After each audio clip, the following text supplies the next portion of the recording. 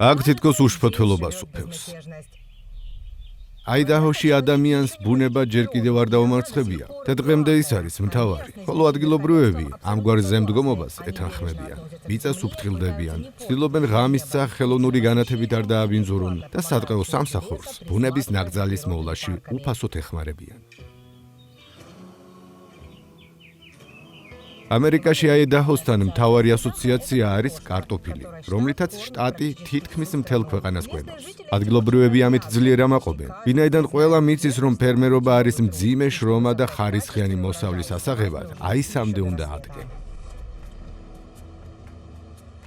ასე ადრე იმიტომ უდგებით მუშაობას, რომ კარტოფილის აღება უნდა მოვასწროთ, სანამ მზე დააცხუნებს.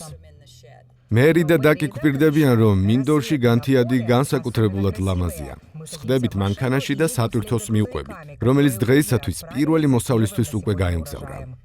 თქვენი მინდორია. დიახ, ჩვენია. იქ შორს სინათლე რომ ჩანს.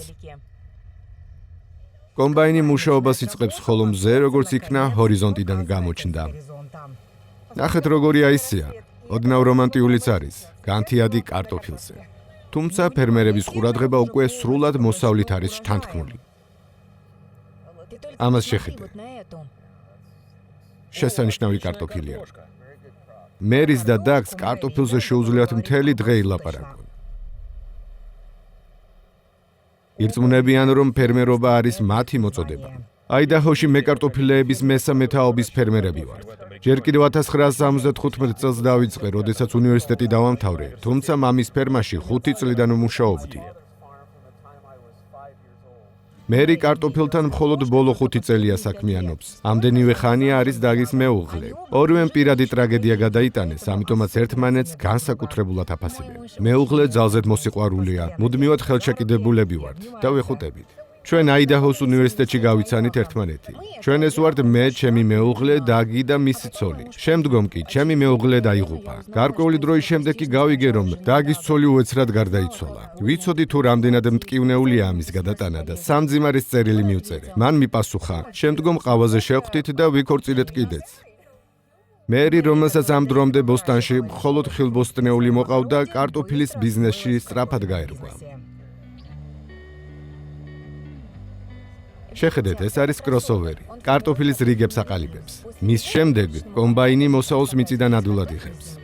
ამღები კომბაინი სატვირთოსთან ერთობლივად მუშაობს. მანქანები ერთი სიჩქარით უნდა მიდიოდნენ და ერთმანეთის ნიშნები მკაფიოდ უნდა ესმოდეთ. კომბაინის მძღოლი სატვირთოს მესაჭეს წინ ან უკან გასვლას მიანიშნებს. ნიშნებით ურთიერთობენ და ამგვარად ხვდებიან თუ როდის არის სავსე სატვირთო. მაშინ კომბაინი ჩერდება, სატვირთოს ბრეზენტს აფარებენ და საწყობისკენ მიდის. მას კი ცარიელი ანაცვლებს. ასე აგრძელებენ, სანამ კარტოფილს სრულად არ აიღებენ. აქ ვცვლით კარტოფილს, საიდანაც დასახარისხებელ ხაზზე მიდის. შემდგომ კარტოფილს ისევ ამოწმებენ და სატვირთოს საცავში გადააქვს. ეს არის დიდი საცავი, სადაც სპეციალური კლიმატ-კონტროლის წყალობით კარტოფილი შეიძლება 8 და მეტი თვეც ინახებოდეს. ასეთი სილამაზის მოსაყვანად საჭიროა გრილი ღამე, ცხელი დღე და როგორც ადგილობრივები ამბობენ, მშობლიური მიწისადმი დიდი სიყვარული. კარტოფილი გემოთიც შესანიშნავია. აიდაჰოში ყველაზე მეტად უყვართ მისი გამოცხობა, ამასთან განსაკუთრებული ხერხით. კარტოფილს კარაქი უნდა წაუსვა. ეს არის მთელი სამზადისი. შემდგომ კარტოფილს წინზე დებ და ღუმელში 220 გრადუსზე აგზავნი. მორჩა, 1 საათი ელოდები. ანუ არც მარილსა და არც სხვა რომელიმე სანელებელს არ ამატებთ. არა, მხოლოდ მას შემდეგ რაც კარტოფილი გამოცხება. მაშინ კარტოფილს 2 ნაწილად ვჭრით, ვამატებთ არაჟანს, ხაჭოს, ლორს, ყველს და მაგალითად ბროკოლიც შეიძლება. მაგრამ აიდაჰოში კარტოფილი მხოლოდ მთავარი კერძი არ არის. აქ ის დესერტიც არის, რომელსაც ამ კაფეში ამზადებენ. ეს არის ბოისე, შტატ აიდაჰოს დედაქალაქი. აქ ყველაზე პოპულარული ნუგბარია გაყინული კარტოფილი. ამ გვარს უკვე რამდენიმე ათეული წელია ამზადებს შეფ-მზარეული ლუი აარონი. ხშირად მეკითხებიან, როგორ მოიფიქრეთ დიდი გამომცხვარი კარტოფილის დესერტის სახით მირთმევა. ამიტომაც ლუი მიჩვეულია მშვიდ ახსნას. ის, რაც თეფშზე გიდევს, არის უბრალოდ ნაყინი. ეს არის ძალიან ცხიმიანი ნაღების ნაყინი. მას ვჭრით. ეს იქნება ჩვენი კარტოფილი. შემსავით გააკეთე. ცივია. ხო, რა თქმა უნდა. კარგი ამბავი ის არის, რომ ნამდვილი კარტოფილი ხომ იდეალური ფორმის არ არის, ამიტომაც მნიშვნელობა არ აქვს თუ რამდენად ლამაზად გამოძერწავ. შემდგომ უბრალოდ კაკაოში ამოავლე. მართლაც რომ ნამდვილი კარტოფილი ვით გამოიყურება. ახლა ხვდები თუ როგორ უკვირთ, როდესაც ამგვარ დესერტს ხედავენ. შემდგომ კარტოფილს მაცივარში 1 საათით ინახავენ და მორჩა დესერტის მორთვა შეიძლება.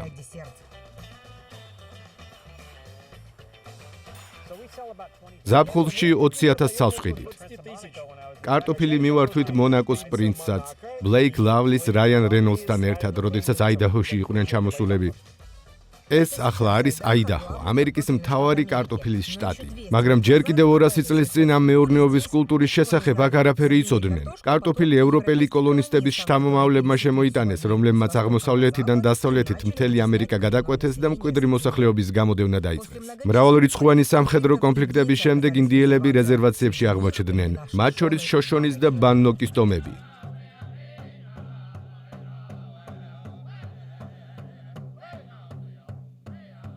ფორტ ჰოლი შტატის ყველაზე დიდი ინდიელების რეზერვაციაა. ამერიკის ხელისუფლებამ 1868 წელს შექმნა და 2 ტომი ხელოვნურად გააერთიანა. ჩვენს ტომში 6,000-მდე ადამიანია და 182 ჰექტარი მიწა გვაქვს. ნათან სმოლი შოშონი ბანნოკის ტომების ლიდერია. ბოლოს სიტყვა ყოველთვის მას ეთქმის. თუმცა რეზერვაციაში ცხოვრების წესი დანარჩენი ამერიკისაგან დიდად არ განსხვავდება.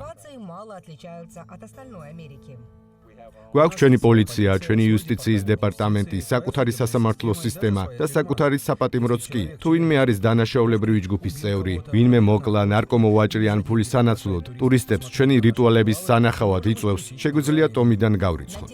რეზერვაციაში არის რამდენიმე გასამართი, ერთი სასტუმრო და კაზინო. 4 წლის წინ შოშონი ბანნოკის ტომმა საზოგადო სკოლის შესაქმნელადაც თავისი უფლება დაიცვა, სადაც შოშონის ენას ასწავლიან. ბელა ტაჯის სახელობის სკოლა შტატში მსგავსი პირველი დაწესებულებაა. აქ არის მოსამზადებელი კლასებიდან დაწყებული მეშვიდემდე. დამფუძნებლები დარწმუნებული არიან, რაც უფრო ადრე დაიწყებენ ბავშვები ენის სწავლას, მით მეტი შანსია, რომ მათთვის ისევ მშობლიური გახდება. ძალიან რთული პროცესია, ვინაიდან ბავშვები შოშონიზე მხოლოდ კლასში ლაპარაკობენ. სახლში კი მშობლებთან ინგლისურზე გადადიან, ვინაიდან ახალგაზრდებში ენა ცოტა თუ იცის. პემს გაუმართლა, მისი მშობლები შოშონიზე თავისუფლად ლაპარაკობდნენ, ამიტომაც სრულყოფილად ფლობს. საწყისში ეს არის ზეპირი ენა და მხოლოდ ახლახან დაიწყეს წერილობითი სახით გადატანა. სასწავლებელ მასალებს თავად ვქნით, მაგალითად ახლა წინადადებების შედგენაზე გადავედით. ასეთ ტაბულებს ვწერ. რაც ნიშნავს მე ვხედავ 5 კოიოტს.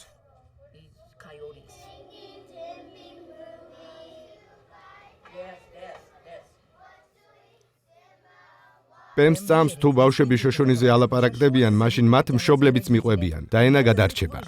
მანამდე კი ტომის ზრდასრული წევრები შოშონის ძირითადად დღესასწაულებზე იყენებენ.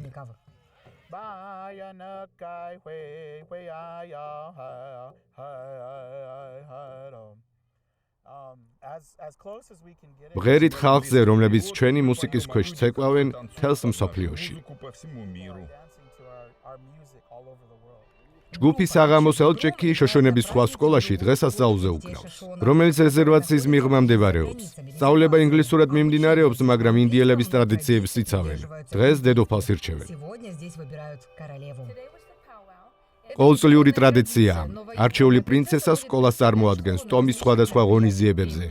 ასევე მთავარ ღონისძიებაზე პაოვაუზე, როდესაც ქვეყნის სხვადასხვა ადგილებიდან ტომები იკრიბებიან.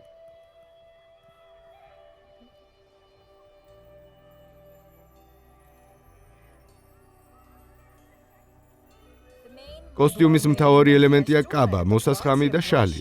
დანარჩენი აქსესუარებია. შალი ცეკვისთვის არის საჭირო, რომლითაც პეპელას განასახიერებს. ეს კი სპეციალური მაკიაჟია. გამომშრალ და დაფქვილ კენკრას ვიყენებთ. უბრალოდ სამკაული არ არის. ამგვარი შეფერილობა უპირველეს ყოვლისა არის ძლიერი დაცვა. თუმცა გამარჯვებისთვის მხოლოდ კოსტიუმი საკმარისი არ არის. ლორე და სხვა მონაწილენი უნდა გამოვიდნენ სიტყვით, დაუკრან საკრავზე და რამდენჯერმე იცეკვან. ძალზედ ბედნიერი ვარ. 3 წელია ვცდილობ გავიმარჯვო და როგორც იქნა გამომივიდა.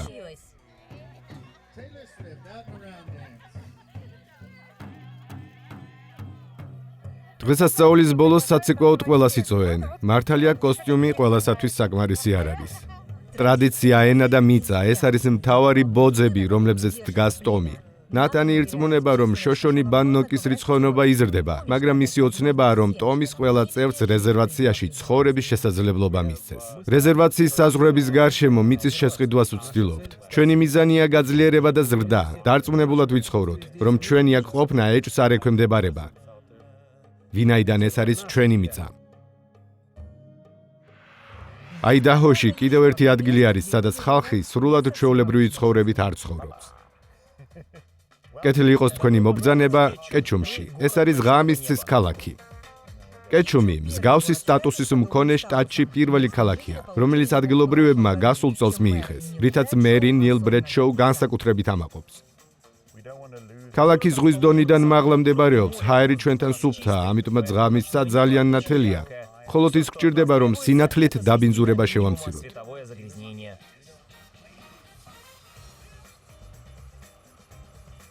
ამიტომაც ქალაქში გარე განათებაზე მკაცრი შეზღუდვების შემოღება გადაწყვიტა. ჩვენი მიზანია ქალაქის ფუნქციური განათებით აღჭურვა, რომელიც ღამით ქუჩაში უსაფრთხოებას უზრუნველყოფს, მაგრამ ამასთან ცას არ დააბინძურებს. ნებისმიერი გარე განათება მხოლოდ ქვევით უნდა იყოს მიმართული, არც გვერდებზე და არავითარ შემთხვევაში ზევით.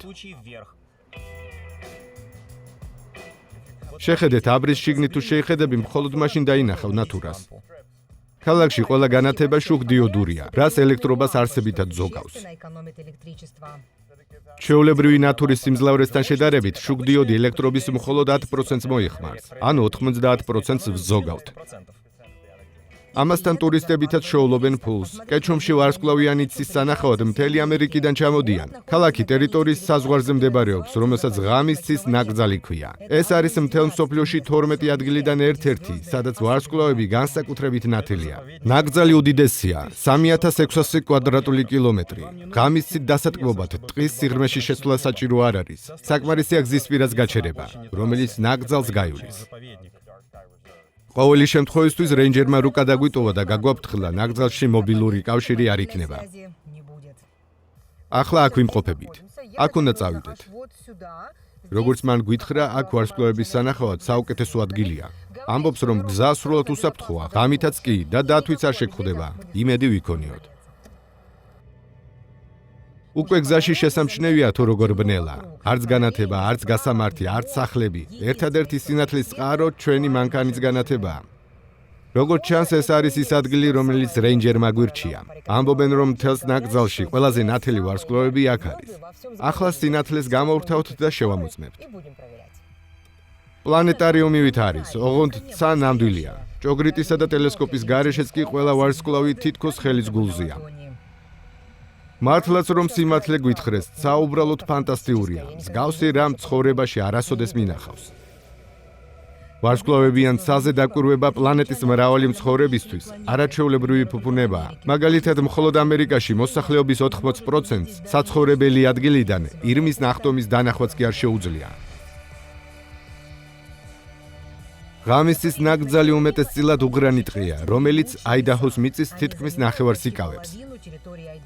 წლის ცხელი დრო, მაისიდან სექტემბრამდე, ხანძარ საშიშად ითვლება. ფლორისა და ფაუნის შენარჩუნებისთვის ჩვეულებრივი მეხანძრეების გარდა სპეციალური გუნდი მოქმედებს. მეხანძრე პარაშუტისტები. იმის გამო, რომ ხანძრის ადგილთან მივფრინავთ, ცეცხლთან რაც შეიძლება სწრაფად მიღწევის შესაძლებლობა გვაქვს. ჩვეულებრივ ეს რთულად მიღწევადი ადგილებია, სადაც მანქანას მისვლა არ შეუძლია. კრისი ქალაქ გრეინჯვილის მეხანძრე პარაშუტისტების ბაზაზე 15 წლის წინ მივიდა. ამბობს, რომ მაშინ მხოლოდ 2 ახალბედა იყვნენ. ახლა კი აქ 30 ადამიანი მუშაობს. ყველანი გამოცდილი მეხანძრეები არიან, რომლებმაც პარაშუტით ნახტომი აითვისეს. რომ შემოგვიერთდე, 5 კვირიანი წვრთნა უნდა გაიარო. რა დროსაც ახალბედებს ვასწავლით პარაშუტიდან გადმოხტომას და უსაფრთხო დაშვებას.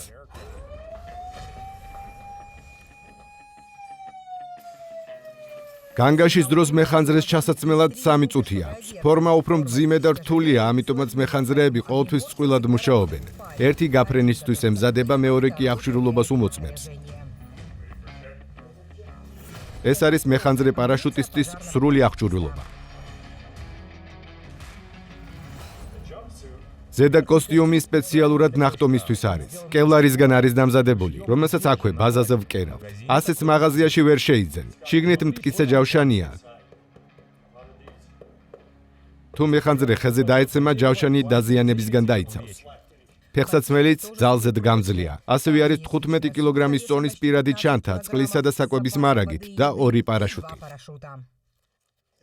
ძალზედ მოუხერხებელი აღჭურვილობაა, მძიმეა, მაგრამ ძალიან მომწონს. იმიტომ რომ ვიცი, თუ კოსტიუმი ჩავიცვი, ესე იგი შემდგომ ნამდვილი ხალისი მოყვება. აფრენა, ზევიდან ხანძრის დონის შეფასება, ნახტომი და უშუალოდ ხანძართან ბრძოლა. რაელი ახალ ბედაა და მეხანძრე პარაშუტისტებთან პირველ წელს ატარებს. ჩემს სიაშია 40-მდე ნახტომი და 5 ხანძარი. პირველი ნახტომი მთელი ცხოვრება მემახსოვრება. გული ჩქარდება, როდესაც თვითმფრინავიდან ხედავ ადგილს, სადაც რამდენიმე წუთში დაეშვები. იღებ ბოლო მითითებებს. ინსტრუქტორი ზურგზე გირტყამს და ხტები.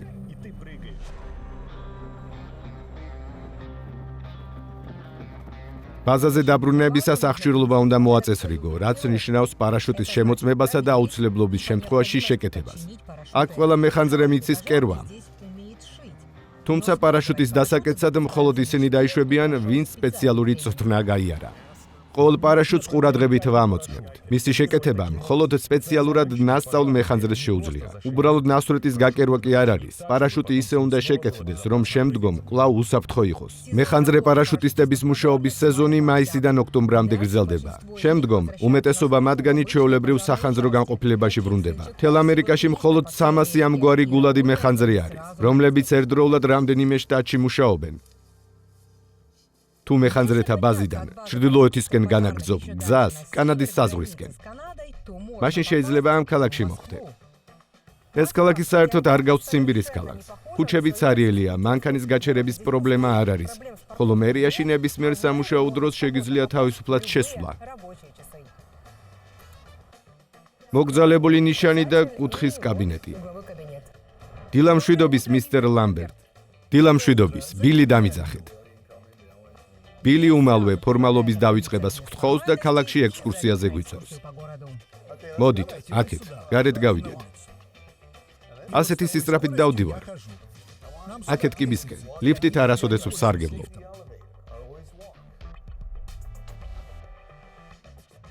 მერის თანამდებობაზე ბილი უკვე მეორე ვადით არის არჩეული. 66 წლის კი არის, მაგრამ ახალგაზრდის ენერგია აქვს. მხოლოდ 1000 ნაბიჯი მაქვს. მე კი უკვე 7000-ზე მეტი, მრცხვენია. შენზე 35 წლით უფროსი ვარ.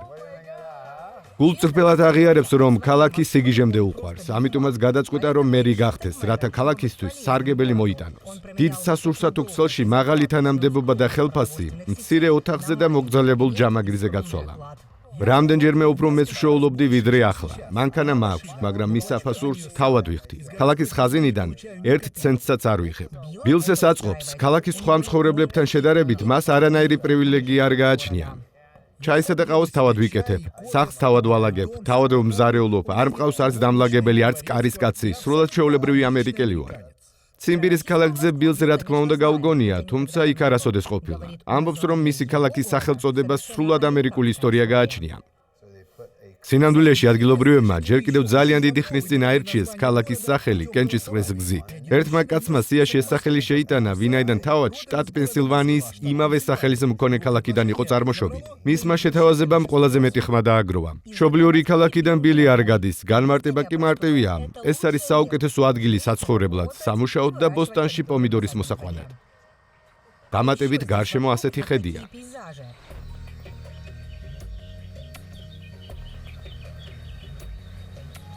მახლობლად ჯოჯოხეთური კანიონი მდებარეობს, რომელიც აშშ-ში ყველაზე ღრმად ითვლება. ჯოჯოხეთურ კანიონში ისეთი ადგილი არის, სადაც მისვლა მხოლოდ ნავით შეიძლება, გზა არ არის. კეტი გრეი აშშ-ის სამხედრო საზღვაო ძალების უფროსი ლეიტენანტია. სამხედრო მივლინებებს შორის სამოქალაქო სამუშაო აქვს. შტატ აიდაჰოს სატყეო სამსახურის საზოგადოებასთან ურთიერთობის სამსახურში მუშაობს. როდესაც სამხედრო საზღვაო ძალებში სამსახური დავასრულე, გადავწყვიტე სატყეო სამსახურში შემეტანა განაცხადი. ყოველთვის ოცნებობდი სუფთა ჰაერზე და ხალხთან მუშაობას, ბუნებასთან ურთიერთობას. ვეტერანებისთვის სპეციალური პროგრამა მოქმედებს. როდესაც სამხედრო სამსახურში მიდიან, სამუშაო ადგილი უნარჩუნდებათ. ბოლოს ავღანეთში მიმავლინეს და შინ 1 წლის წინ დაუბრუნდი. მომდევნო შესაძლო სამხედრო მივლინებამდე კეტის სულ მცირე 3 წელი აქვს. ასე რომ ახლა ბავშვებზე ზრუნავს, მას 3 შვილი ყავს და სატყეო სამსახურში მუშაობს. დღეს კეტი მოხალისეების შესამოწმებლად მიდის, რომლებიც ისტორიულ რანჩო კირკვუც უვლიან. ჯოჯოხეთური კანიონის გველის მდინარის ნაპირას მდებარეობს. გასული საუკუნის დასაწყისში ხალხი ცხოვრობდა. ახლა კი მუზეუმია და სატყეო სამსახურის ერთ-ერთი ბაზა, სადაც რეინჯერები ყველა მსურველს უფასოდ გაჩერებას თავაზობენ. ნაცვლად მოხალისემ წესრიგი უნდა დაიცვას. გამარჯობა, როგორ ხარ? შესანიშნავად, უკვე ადგილობრივები ვითავართ. ჩარლი და ჯეინ მარკუმები რანჩოზე უკვე ერთი თვე არა ცხოვრობენ. მსგავსი დასვენება ყოველთვის გვინდოდა. გავიგეთ, რომ სატყეო სამსახური ჩვეულებრივ ადამიანებს მოხალისედ მუშაობას თავაზობს და გაგვიმართლა. ვისაც აქ უნდა ეცხოვრა, რაღაც მიზეზის გამო ვერ ჩამოვიდა. სატყეო სამსახურმა სასწრაფოდ ჩამნაცვლებლის ძიება დაიწყო. ამგვარად აქ აღმოჩნდით. ეს არის თქვენი სახლი, ერთი თვით. დიახ, ეს არის. როგორია, მოგწონთ? ძალიან, მოდით გაჩვენებთ. სამზარეულო, აქ ყველაფერი ძირითადი არის და მუშაობს. ნამდვილი ღომელიც კი არის. მაკრუმების ოჯახმა საკვები თან მოიტანა. ჯეინი ამბობს, რომ 2 კვირის დაწვრილებითი მენიუ ჩამოწერა, შემდგომ კი სურსათის რაოდენობა გააურმაგა. ეს დარჩენილი მარაგია. ყურადღება მივაქციეთ იმას, რომ აქ საკვების მიმართ გაფრთხილება დავიწყეთ. ერთ ნაჭერსაც კი არ ვაგდებთ. სახლში ასეთი რამ არ ყოფილა. მეორე სართულზე რამდენიმე საძინებელია, რომელთაგან ერთ-ერთი საზაფხულოა, სადაც კედლების ნაწილი კოღოს საწინააღმდეგო ბადით ჩაანაცვლეს. წარმოუდგენელია, განსაკუთრებით კი საღამოს ძალიან კარგი ჰაერია. ისეთი შეგრძნებაა თითქოს ხეზე გეძინოს. დაძინებისას იმ თას ვუყურებთ. რანჩოში მობილური კავშირი არ არის. შეტყობინების ერთადერთი სწრაფი ხერხია რადიო გადამცემი. ჩვეულებრივი ფოსტაც მუშაობს. ფოსტა კვირაში ერთხელ მოდის 4 შაბათობით. ნამდვილი ქაღალდის წერილები უკვე მიგვიღია. მეგობრებისგან, შვილებისგან. თუ ჩვენ გვაქვს გასაგზავნი, მაშინ 4 შაბათს წითელ ალამს ავწევთ, რაც საფოსტო ნავს მიანიშნებს, რომ უნდა შეჩერდეს და ჩვენი წერილები წაიღოს. ჯეინსა და ჩარლის ბევრი ვალდებულება არ აქვთ. ტურისტების მიღება, სახლის სისუფთავის დაცვა და ბაღის მორწვა, მაგრამ მთავარი სამუშაოა უბრალოდ დასვენება. ყველას ვურჩევ, რომ მოსინჯოს. აქ არ არის ინტერნეტი, არ არის Netflix-ი, ამბები. თანამედროვე ცხოვრებაში მიწა გვავიწყდება, ბუნება. დავივიწყეთ, რომ ამ სამყაროში ყველაფერი გენიალურად არის ერთმანეთთან დაკავშირებული, რომ ბუნება ბრძენია. აქ ამას უმალვე აცნობიერებ. სინამდვილეში განცდა, რომელსაც ჩარლი აღწერს, სტუმარს აიდაჰოს ნებისმიერ ადგილას შეუძლია გამოცადოს. აქ არ არის ხალხმრავლობა, მაღალსართულიანი სახლები, ინფორმაციული რბოლა. ადგილობრივებს მხოლოდ გზაზე უყვართ აჩქარება. აიდაჰოში ამერიკაში ერთ-ერთი ყველაზე მაღალი სიჩქარის შეზღუდვა მოქმედებს. 130 კმ/სთ-ში, მაგრამ მგონი ესეც შემთხვევითი არ არის, ვინაიდან ადგილობრივები მხოლოდ იმისათვის შქარობენ, რომ შემდგომ ნელა და გემრიელად დატკბნენ დროით საყვარელ ადამიანებთან, საყვარელი საკვებით და წარმოუდგენელ ბუნებაში.